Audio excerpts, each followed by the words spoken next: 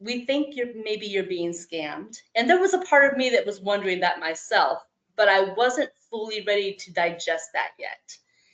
It's an interesting thing when a person's being scammed, actually, telling them that you think they're being scammed is probably one of the worst things you can do. It's Interesting. yeah, because it's like part of them already wonders that, but they're not ready to hear it. I think it's almost like someone who's on drugs until they're ready. Something happens where they hit rock bottom, unless they're willing to take that step.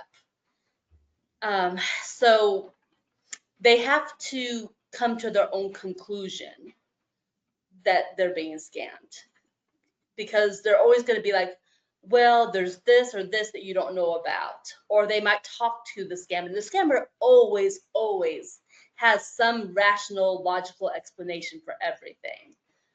But the thing is, what ties it together for the person being scammed is that emotional link that they have.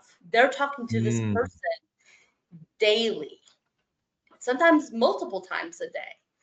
And if family members are around, but maybe not around enough, they've got a more solid bond with that scammer than they do with people they know in real life. And that's a big part of why they continue to believe the scammer, because the scammer has built that emotional investment in their target. So that's my opinion based on my experiences, and maybe why I did not listen to my friends initially, because there was that bond that had been formed, and they knew what they were doing. Uh, so when I finally came to terms and finally fully like, okay, yes, 100%, I have been scammed. I had to go back and explain this to myself, like, you're not dumb. So how did you yeah. get to this situation?